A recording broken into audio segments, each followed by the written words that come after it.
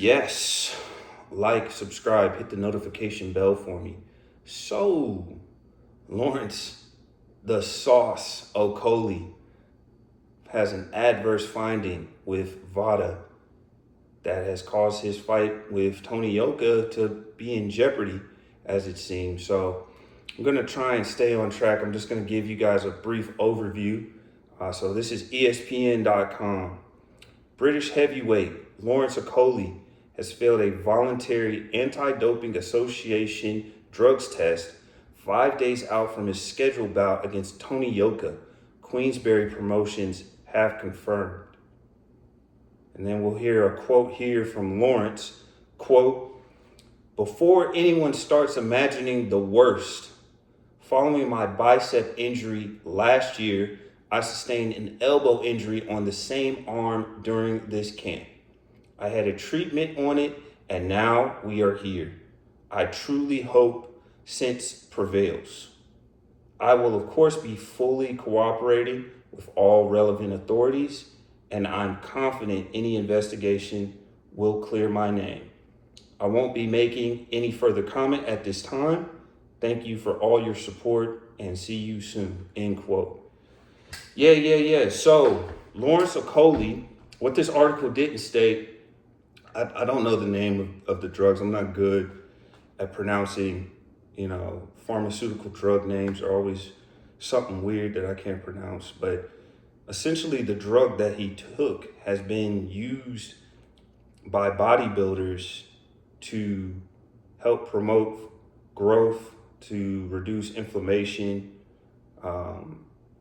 and basically to increase strength, increase performance. It's a PED that we've seen time and time again in different circles. But from my understanding, the drug he is using is primarily used by bodybuilders to put on muscle, add strength, etc., etc. So what does this mean? First of all, it sucks that this fight isn't happening. I've kind of gotten into this whole heavyweight season thing that the zone is promoting, and it's been really great for the sport to just have constant action, to have good fights. Every fight doesn't have to be a AJ Fury-esque type fight. I think it's good for the sport to have the number 10 guy versus the number 22 guy, the number 14 guy facing the number 7 guy. Often those matchups are interesting and they reveal a lot about fighters. And a lot of times you find out that some guys are underrated, some guys are overrated, and you get a clearer picture of where the division stands and who's really about it and who's kind of a pretender. So I thought it was a good fight. I thought it was a great comeback fight for Tony Yoka. Sucks for him, even though he has had his own issues with PED, so maybe I don't feel too bad for him. For those of you who don't know, Tony Yoka avoided testing for performance-enhancing drugs, and there are a lot of people who are suspicious of him missing tests, especially Dave Allen, who kind of got the worst of, allegedly, allegedly, he got a version of Tony Yoka who was on performance-enhancing drugs. And for those of you who haven't seen it, Tony Yoka beat the brakes off of Dave Allen. And we've never really seen anybody, maybe outside of the David Price fight, like truly put a beating on Dave Allen. Makhmudov beat him, but he didn't really beat Dave Allen up. Dave Allen just lost that fight because he's lazy and doesn't train hard enough to have enough gas to let his hands go at a good work rate. But anyways, Tony Yoka was on a comeback trail. He was winning fights. He's with Don Charles. Don Charles, the same trainer of Daniel Dubois. And it was an interesting matchup. Obviously, on paper, you would favor Lawrence Okolie, but Tony Yoka is an Olympic gold medalist.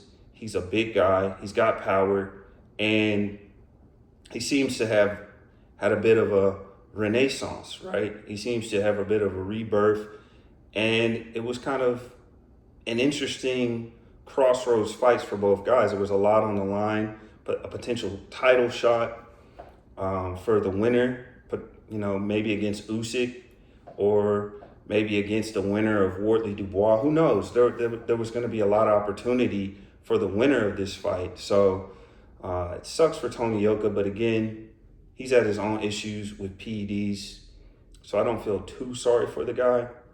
And I personally think around 70% of guys in boxing are on PEDs. I'm an AJ fan. I think it's very likely that he's on PEDs, even though he's never had a positive finding. Tyson Fury has tested positive for PEDs. Canelo is a known drug cheat. I mean, basically every fighter out of Eddie Reynoso's gym. Who's the other guy who tested positive? Jaime Munguia. And I can't think of the other guy's name. Mexican guy that Shakur fought like 2 years ago. He tested positive as well, and a few other fighters. So it's rampant across the sport. It's really a shame. I have mixed emotions about it because so many guys are using it, and every guy is trying to get an edge. I sometimes I almost debate with myself whether or not they should be legal because guys are cheating anyways. And in a sense, it might even level the playing field because the guys with the most money, the guys with access to the best physicians, the guys with access to, the best facilities, the best medical care, they're the ones who are going to have the advantage when it comes to using PEDs and knowing how to cycle on, cycle off so they can go undetected. It's usually the working class fighters, the part-time fighters who train after working a 12-hour shift at a warehouse or a factory. They're the guys who are at a disadvantage because they don't have the same access to the gear that these guys are using. So it's a bit unfortunate. There seems to be reports that maybe Frank Warren will find a replacement. There was a video of Martin Okolie basically challenging Tony Yoka and saying that he would be willing to take the fight. I couldn't understand it all. It sounded like he was speaking Lingala, which is kind of like a pidgin French that they speak in the Congo. The Congo is a francophone country, former. There's Belgian Congo and French Congo, but they speak French in Belgium as well. So I wasn't really sure exactly what he said, but it does seem like Martin Okolie is interested in a rematch. And as we all know, I believe it was 2022, if I'm not mistaken, 2021 or 2022, Martin Okolie beat the brakes off of Tony Yoka and embarrassed him, and I believe the fight was in Paris, and it wasn't a good night for Tony Yoka. He looked scared, he looked intimidated, he looked like he ran out of ideas, and Martin Okolie cruised to a very decisive, unanimous decision. No, actually it wasn't. I think one of the judges actually tried to rob Martin Okolie during that fight because Tony Yoka is obviously really big in France. You got to think they were almost trying to build this guy up as the French AJ, right? He won the gold medal, good-looking guy. I believe Tony Yoka's former partner is also an Olympian, so he was one of those guys who people thought was going to be very marketable, but it hasn't really worked out for him that well. But he's, again, like I said earlier, he's made a nice little comeback, and that's just the way it goes in the boxing game. It's really frustrating. You got to feel for the guys on the undercard as well, who are coming out of pocket for their training camps. You got to spend money on nutrition, right? Healthy food is expensive, which tells you everything you need to know about the Western world, that we're such slaves to capitalism that we make cheap, unhealthy food. We make unhealthy food as cheap as possible so people can get fat and obese, but food that you actually need to eat to live well and perform, it always comes at an astronomical price, but you got to pay for nutrition. You got to pay for sparring, right? You either got to pay for sparring or you're getting inadequate sparring. You got to pay to your coaches, right? You got to give them at least 10% of the purse. There's all these things that you have to do that puts you in a financial deficit, and fighters are looking to not only recoup their losses, but maybe even make a little bit of money, make a profit um, after they have their fight. And so if the car gets scrapped, they don't get reimbursed for their expenses, right? They're contractors. They're not employees. There's no structure. There's no organization to help fighters who don't have the big name, who don't have big budgets, whose training camps aren't covered by, a promoter or some sponsor of some sort. They just have to come straight out of pocket. So you feel for those guys as well. But finally, get into Lawrence Okolie. I've never been the biggest fan of him as a fighter. Obviously, like everyone else, I hate the holding. I don't watch the UFC for a reason. I don't watch, what is it, ADCC. I don't watch jiu-jitsu for a reason, right? I want to see quality punches. I want to see guys throw hands. I want to see someone get knocked out. And I come to watch pugilism. I don't want to watch grappling. And that's what we often see with Lawrence Okolie. He holds a lot. He spoils. And whenever he gets in trouble, he just reverts back to that. And in essence, he's the black Vladimir Klitschko. He's not an entertaining fighter. He's not someone whose removal, I guess, for a while, because it looks like he's not telling the truth about the origins. Every fighter says that, oh, I ate contaminated meat, right? Canelo, Tyson Fury, Conor Ben said he ate too many eggs.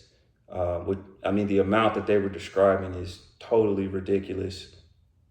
And then you have guys who always say, oh, I took tainted pre-workout, Roy Jones, Dillian White. So it's always something of that nature. But again, like I said, 70% at least are on PEDs, and they're always lying, right? They give the same tired, hackneyed excuses for why the PEDs are in their system, and it's always a load of BS. We know that. Nobody believes them. And I struggle to believe Lawrence Okolie. And for those of you who think, well, he's really fat and he has a soft looking body, how could he be on PEDs? PEDs are not totally designed for just weight loss and aesthetics. You have different forms of PEDs, and there's all kinds of ways that you can use performance enhancing drugs to game the system, to get an edge over your opponent that you don't deserve because you didn't work for it, and it's not a natural gift that you have. So I'm not going to lament the loss of Lawrence Okolie. I don't think he's an interesting fighter. I think that in a lot of ways he's cheated the game, right? He's had loads of opportunities and he hasn't improved. And it's clearly something with his mindset. There's almost a bit of, dare I say, cowardice. Whenever he faces adversity, his instinct is to hug, smother. And now we see when he's actually in a fight with a prime age guy, same size as him, we find that he's using PEDs, so maybe it just reveals something about his character. But I've never been a fan of the guy. I won't lament his absence from the heavyweight scene. But I hope this fight doesn't get canceled. One, for the undercard fighter's sake, and also there's some interesting matchups. Martin Okolie, again, that whole storyline, that would just be dramatic, right? If Martin Okolie was to be a last minute addition, one, because of he and Yoka's history, but also because Martin Okolie has history of being a last minute replacement in the Joseph Parker fight, which obviously didn't end too well for him. So maybe Martin Okolie wants to exercise some demons of his own. So it's really an opportunity for both guys to exercise some demons. But, if Yoka and Okolie can't fight each other, then of course there's Joe Joyce, who's a Queensberry fighter as well. Tony Yoka and Joe Joyce fought each other in the gold medal match in the Olympics. A lot of people, myself included, think Joe Joyce won that fight. So that would be a cool storyline as well. But hopefully this fight doesn't get canceled, because I've really been enjoying having boxing on every weekend, right? I'm not a huge basketball fan, right? The playoffs are going on, but I'd be lying to you if I said I'm just super interested. I just watch the highlights. I don't watch soccer, football, as you guys say here. The only sport I really care about is boxing. So, the fact that we may have a show canceled, we already had the David Morrell, Callum Smith fight get canceled due to injury. That's a fight I was really looking forward to. So we'll see, man. I hope we have this good run continue, and there are no injuries, no more adverse findings, no more positive PD tests, and we can just continue to have this good run that boxing is on right now. But yeah, man, let me know what you guys think in the comments section below. I'm out. Peace.